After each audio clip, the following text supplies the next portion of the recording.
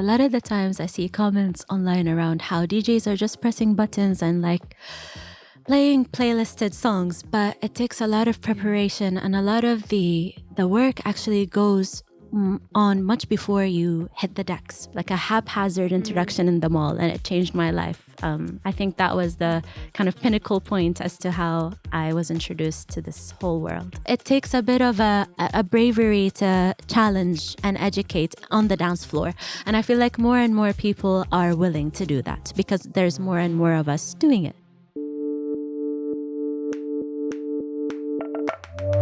This is an empire. Stories of exceptional Arabs around the world and their journey to the top.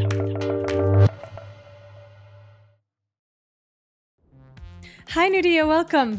Hi, thank you for having me. Thank you so much for being here. So, Nooriyah, how would you usually introduce yourself? It changes so much over time. My name is Nooriyah. I am an artist and I produce music and curate a party called Middle of Nowhere. Oh, and I also do some radio hosting. I'm excited to get into all of that, but I also want to start at the beginning because you have quite an interesting background and you've lived in some interesting places. So I wonder if you could talk to me a little bit about where you spent most of your childhood. I spent most of my childhood between Saudi Arabia and the East Coast, and then Japan, and finally the UK. Those are my 3 places that kind of makes me, I guess. Can you talk? I don't often get to talk to Arabs that have lived in Japan, and I wonder if you could talk to me a little bit about how you even got there and what that must have been like. Yeah, my dad is a chemical engineer, and one of the projects that he was working on led us to be there as a family. And to me, as a little kid, I felt like it was the most wonderful place because they had these like incredible arcades that I used to go to, and there would be like giant Donkey Kong tablas that I used to just play on, and I love the food so much. And when you're younger, you're not really privy to like, for example, social aspects or dynamics as much as when you are an adult. So as a kid, it was like a giant playground to me. I love Japan. Great. Nooriyah, so we obviously we're here to talk about music and DJing and your career in that, but you did not start in music. I wonder if you could talk about what you actually studied and how you ended up on the airwaves and what that journey was like. Yeah, of course. I always had a huge passion for public health, and I still do. I think public health is a field that really touches all other fields, whether it's history, maths, physics, like it touches everything. And I think that's why I found it so fascinating. And that is what I ended up studying academically. And then when I was little, I guess music was always part of the tapestry at home. I just never really realized that until I grew older.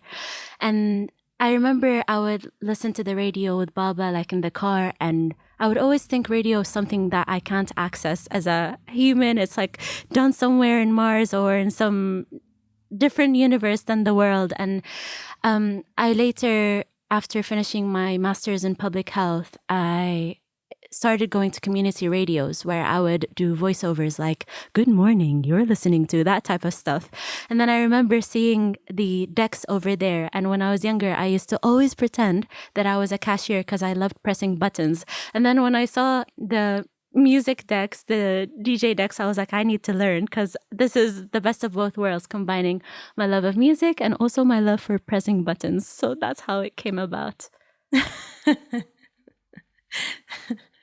That's great.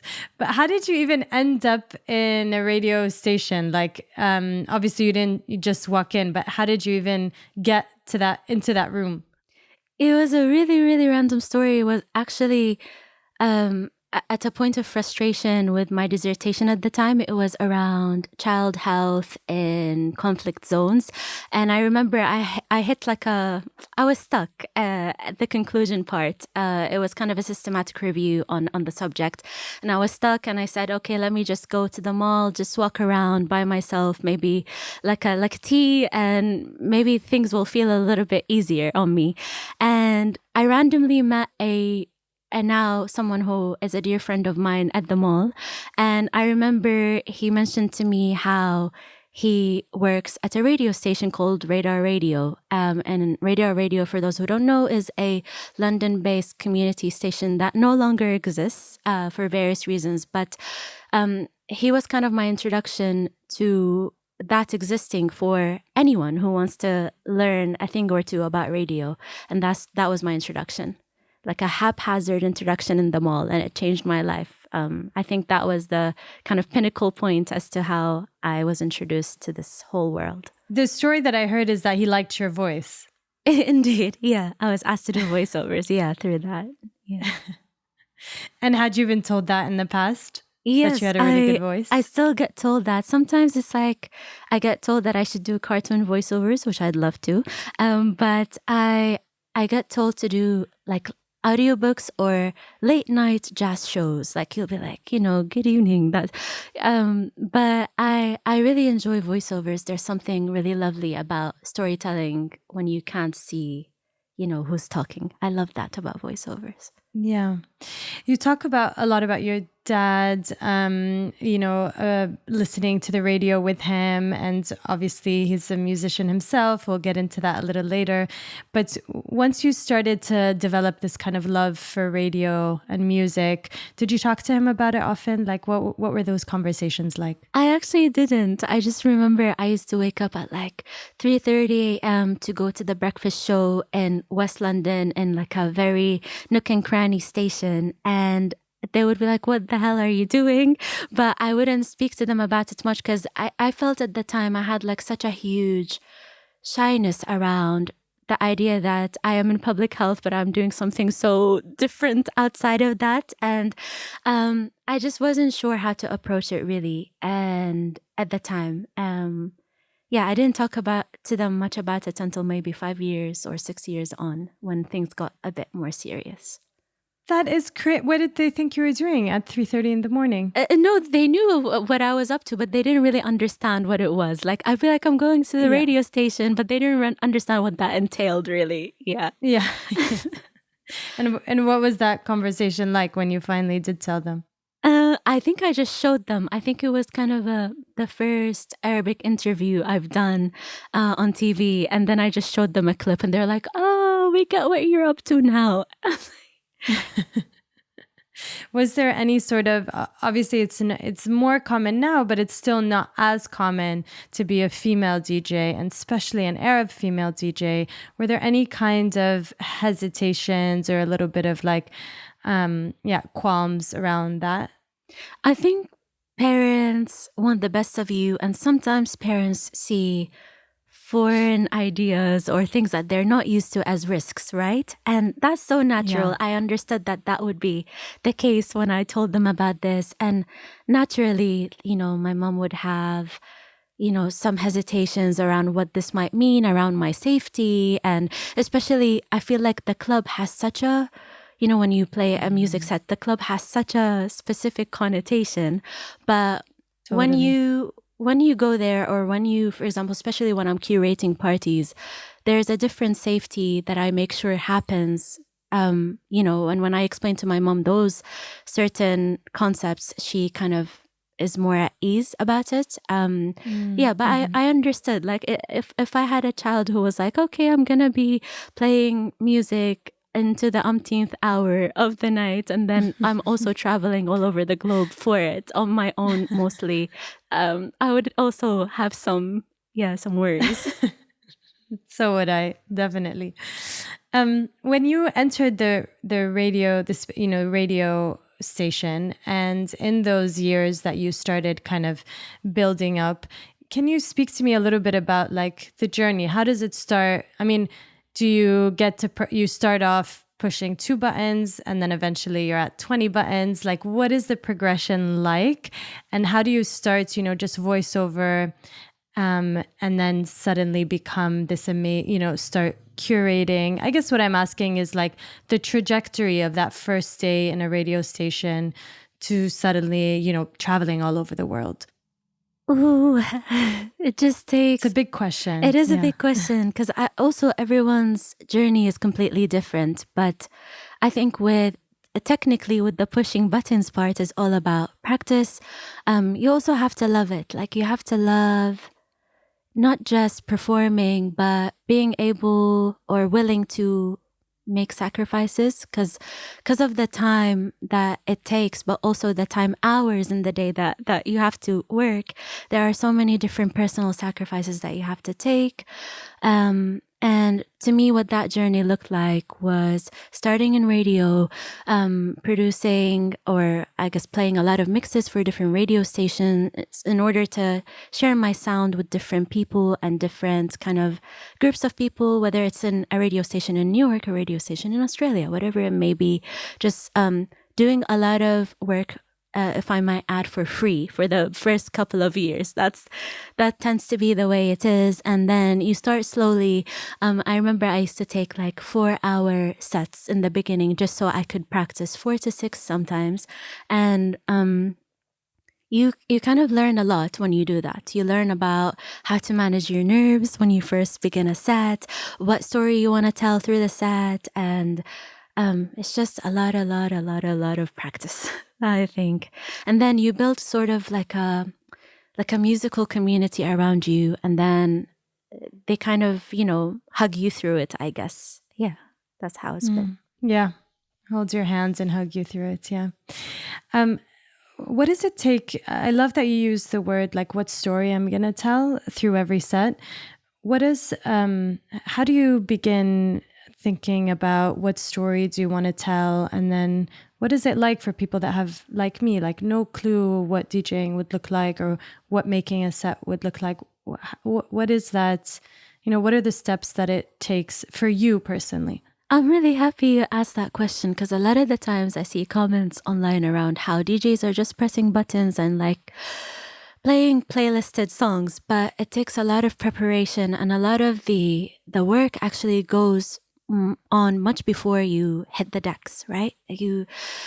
For me, it looks like I'm someone who loves themes and stories. I think about what I want to say in the set, and then I decide how it's going to go in terms of, energy. Is it going to start slow and then end with a bang? Or is it a bang and then tapers off if I am, for example, closing a club? It depends what time I am on as well.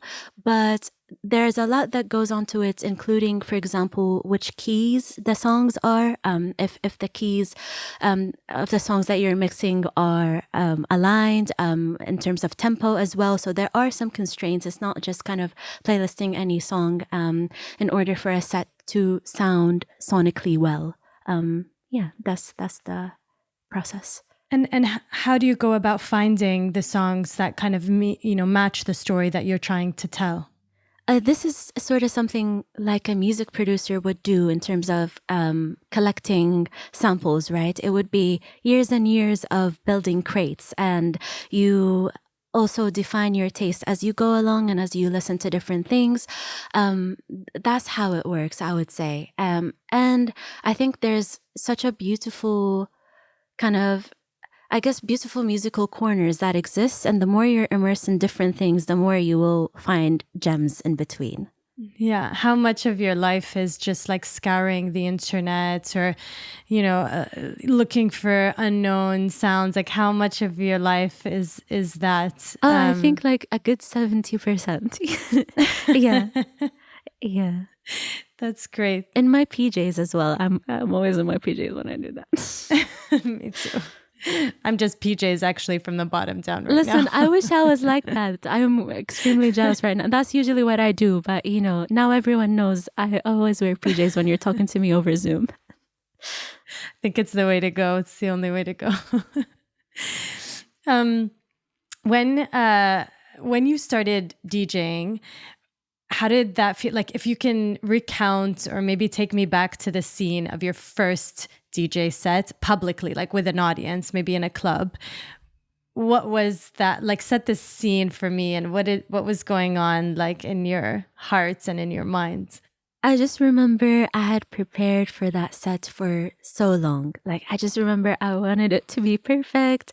And you have to kind of beat your doubt and your worries with a lot of practice, which is really funny because on your first set, or mine at least, I was so nervous that all the things that I practiced went out of the window. I just had to just kind of brave it. And I remember how the first song, when I pressed play, I remember my hands just shaking profusely, and maybe into 6 songs, then I calmed down a little bit, and I was like, okay, I got this. You have to like tuck yourself up in the first 5 songs. And I just remember finishing and realizing that sets, especially recorded ones, are all about connecting with the people with you rather than, you know, making sure that everything goes to plan. It's really a conversation with the people around you. Yeah. What do you mean by that? Can say more? Yeah, so, you know, if someone around me moves a certain way or reacts a certain way, then that's kind of a positive reinforcement to me. Like, to me, they're saying, you go, girl, even though they didn't say anything. They just busted a move in the dance floor.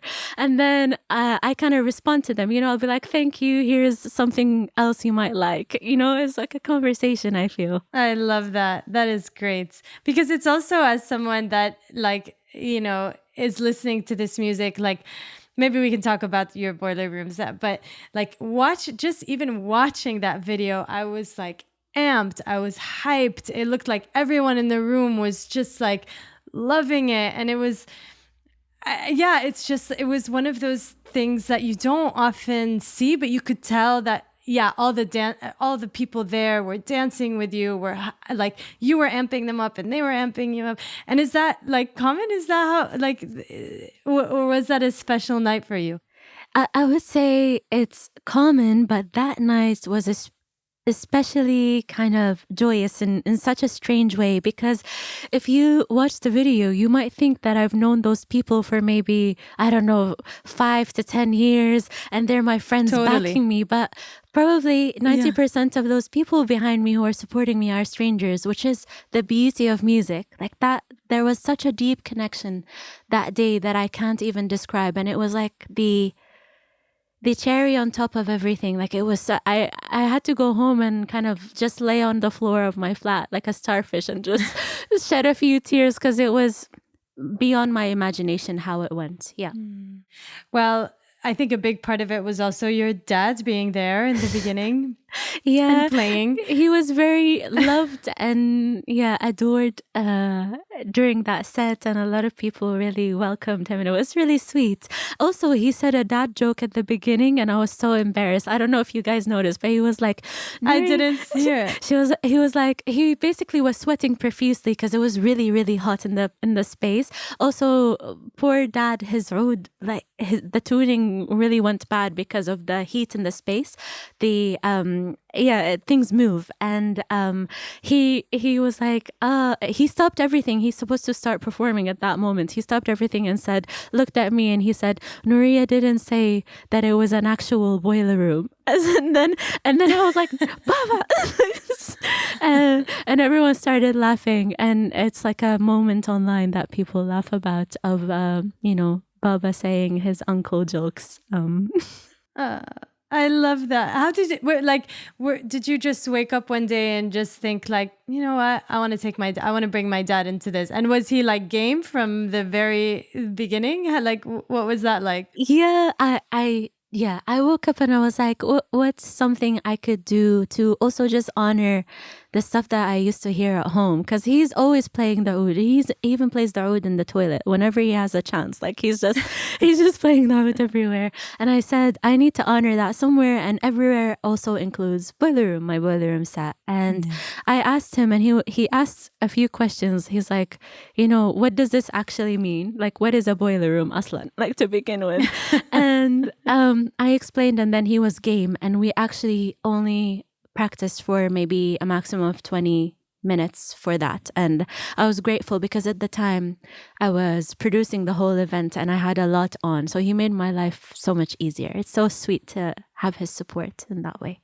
That was amazing. It really was so special. Did he feel how special it, like, did he end up watching your set? And what did he tell you after that? I'm sure, like, I mean, if I was your parent, I would have been so proud, like, and my heart would have burst. Like, what was his reaction like? No, he was really happy. He didn't know it was gonna be as big as it is, even though I explained to him like boiler room it's like the coveted thing to do as a DJ. He's quite happy about it, and I think what was really special to me as well, my mom was watching from in the venue, was watching from like a mezzanine space, and so were all my siblings. So it felt really nice because it was also the first time that my siblings see me play. So yeah, it was kind of a big moment for me. It's sort of like an outing as to this. This has been what I've been doing for the past 7 years, by the way. Yeah, kind of thing. But I mean, what a great set to showcase that. And then, did your reputation as the nerd kid change at all? Oh no. No, it's still the same. I don't mind it. I really love that about myself. I like that curiosity. I love that about myself. Yeah. Yeah, I'm sure. And what parts of that nerdy set? I mean, it sounds like the work, you put so much work into your sets and they're always so well researched and everything. So maybe a part of your nerd set self is inside DJing as well. Oh, I have no doubt. Even when it comes to, now producing music and thinking about samples and, what things are musically impactful, I think definitely that helps. Yeah. Yeah. Is it ever, Nooriyah, like exhausting and daunting? And do you ever, is this, or are you like, this is what I'm doing forever? And like, do you ever have any kind of doubts? Or I'm sure you get tired, but. Yeah. Oh, 100%. Like all these things that people say always had an element of fear behind them. And I don't think people know. It takes a lot of, I think, kind of a dance with fear before you take the risks that I've taken in my career. It's not easy. And you get better at it, but then also the kettle of fish that you're frying gets bigger. So then the fear also moves with it. So yeah, no, there's always, it's natural. I feel like if you have zero fear, it's a problem. If you have too much fear, it's a problem. Having some fear is just great. Yeah. And how do you manage that usually? Not gonna lie, I'm doing a terrible job. And like, you're supposed to do self-care, take time for yourself. I'm still not at a perfect balance in terms of listening to my needs yet. Yeah, if I'm honest. Yeah, it's a process for all of us. Is there someone that you tend to call just to vent? And, do you have like a go-to place or person or space? Yeah, I have a go-to person. And also she helped me design the boiler room space. She did the set design. She's so lovely. Her name is Eva. And she's so sweet in how she makes space. But then in terms of having a place to unwind, I really love the beach. Unfortunately, like here, we don't have access to the beach, but the sea means a lot to me. I always feel at ease whenever there's like an ocean. Yeah. Yeah. I just retweeted a bunch of your tweets about like about how Western music often takes sounds from Arabic tunes because it sounds maybe exotic for them or different. Can you talk? And I was listening to the piece that you produced also about what sounds good to the ears and the do re mi and all the different scales, I guess, in different cultures. And I wonder if you could speak a little bit about like what inspired you to also show how much Western music is also impacted by Arabic or Arab sounding or Middle Swana sounding sounds, I guess, and how you even found those comparisons. Like it was actually really illuminating. Thank you. I think the beginning was through just obvious tracks that my mom used to listen to, and maybe a lot of Arab households used to listen to, Abd al-Halim Hafiz and things like that, where you can immediately see the connection with Big Pimpin if both of them are gigantic tracks in their own way, right? That was the beginning, but then the interest in terms of learning more just took over. And I had the privilege of speaking to ethnomusicologists and researchers around this topic. And it's actually quite fascinating. For example, a lot of people ask me questions around how could we keep music diverse, or how can we promote more diverse music? But there's actually quite a bigger systemic problem in the music sphere. And not only, as you mentioned, our ears are conditioned to enjoy the things that we are exposed to from for example, the algorithms and the databases like Spotify or SoundCloud or Apple, Anghami, whatever it is that you choose, there are algorithms that dictate what the masses might enjoy. On top of that, there's also the idea that, as technology progresses, music technology in particular, if you take, for example, the production softwares that exist and the golden standard softwares that producers use to create music, they really highlight and emphasize and support the use of Western scales, and they make it quite hard and challenging for the producer to have like an open canvas to create diverse music to begin with. So because this technology makes producing music accessible, of course, at the same time, there's the harm that it does in terms of not giving producers from all over the world the ease and ability to create diverse music. And in fact, research and literature shows that a lot of the traditions and the scales across the world are migrating towards the Western scale. Oh, wow. So lots of traditions are being lost per se, but a lot of people argue that maybe this is a way for music to cross-pollinate. But at the same time, a lot of, scholars argue that it's all cross-pollination with Western music, which, some find a problem. Yeah. I was going to ask, like, where's the line between diversifying the scales and cross-pollination and then also appropriation? Because when I watched some of your videos, a part of me was like, this is kind of messed up. Like, why, where's the credit or something? So, yeah, can you speak a little bit about that?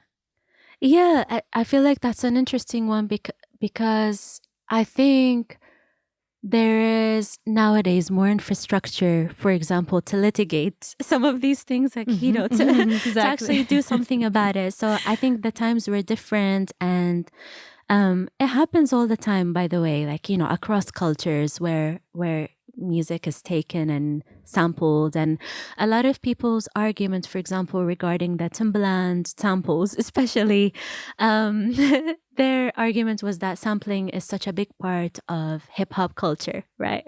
Which it is. And, they used to cut tapes and use music in that way and bootleg in that way. I think it's a big shame if someone creates something that they've worked really hard on and for it to be used without compensation. Yeah. Yeah, I would say that feels fair. For sure. Nooriyah, tell me about Middle of Nowhere and how you, what was the inception of the idea? And then, talk to me about how that ended up coming to fruition. Yeah, as a DJ, I was involved in so many spaces, and I just remember feeling super bored about what existed around me and what I wanted to see be played in music spaces. I felt like the Swana music was just operating in silos, and I felt like that wasn't something that progressed the narrative at all. Like, my vision is that those sounds are just naturally part of the global tapestry, like the same way that people love Afrobeats, the same way they love Amapiano, the same way they love reggaeton. I just need sounds to be as part of the global musical table. And I thought, what better way to kind of create Middle of Nowhere, which just is a space where those sounds can be celebrated, but also amongst other infectious sounds, like quite naturally. Because in my USB as a DJ, I have everything that I love, that I find infectious, no matter what the genre is. And I just find that with my kind of peers, my DJ peers, that Swana music is not on their USB. And I kind of want to change that. I'm like, why not? Why can't those sounds be on global stages, like whether it's Glastonbury or, in the DJ sphere specifically. Yeah. Yeah. And I do feel like you're at the forefront of that. And people like you are pushing that mission, I would say. Have you seen progress? I mean, just in the press, like just from a US perspective, like on NPR the other day, like Danny Hajjad, who does like a lot of the, like Arab music in the diaspora, was talking about this like resurgence. There's an Arab artist that's going to be on Coachella soon. Like that's the first time it'll happen. Have you seen a shift, and do you think it's a shift in the right direction? I have definitely seen a shift, and it happens in so many, I guess, insidious, for lack of a better word, ways. It starts small from kind of, for example, women messaging me saying, now I can see that it's possible to even play the sounds that you like and not just conforming to what any audience would enjoy. Like if you play the Drakes and the Beyoncés, that any crowd will move to that globally, because it's kind of, it takes a bit of a bravery to challenge and educate on the dance floor, and I feel like more and more people are willing to do that because there's more and more of us doing it. Yeah, so I think it's a push to the right direction in a way. Yeah. I like this quote that you have here, that representation helps break. This is something that you said. Representation helps break how mainstream media continues to falsely portray us for decades now. And that representation definitely makes the future of music more exciting. What would be an exciting future of music for you? Ooh, it would be super diverse lineups. It would be people in the crowd being receptive to new sounds and new music that they've never heard, and for them to respond and enjoy it, and it would be a natural part of how music is consumed. That's like my ideal scenario. And what's next for you, Nooriyah? Like, what are you looking forward to in your own career? I am looking forward to creating my own music, but also creating the visuals around it. I really love storytelling, and I think that would be a really cool next chapter. I'm always someone who enjoys like audio-visual work, even when it comes to my sets. So I'd love to take it in that direction and like think of themes and bring them to life through different mediums. Yeah. Yeah. Are there certain stories in particular that you're hoping to tell through your music that you haven't yet explored? There are. I have kind of a list of different themes that I'm thinking about, but I'll leave that for when the EP comes out. Totally. And I guess I wanted to ask you lastly, like, if for people, like especially people maybe that aren't Arab or in the Swana region, like what would you what would you want them to know about the music that you're playing, and what message do you think they should take away? Yeah, that's such a great question. I'm someone who plays all sorts of music from around the world, as long as it's infectious. But what I would tell someone who, might not have listened to music from the region or from the Swana diaspora, that you should explore it, because it is incredibly infectious and can rival some of your favorite genres. And I would say that don't look at it as a monolith. There are so many sounds, rich sounds across the region. And for example, if you take Morocco, Tunis, and Algeria, there's a lot of sub-Saharan African influences. If you look at the Arab-speaking countries, there is Iranian and Turkish influences, and there's these like pockets of cross-pollination that are so beautiful, and that I wish people to pay attention to. And then even if you delve deeper into kind of towns or villages, down to the musician, there are lots of diversity. And I think there's also now, in addition to kind of this traditional sense, there is a lot of producers creating futuristic music. So I would say there is something for everyone in the region, and please explore it if you wish to find some cool music. Yeah.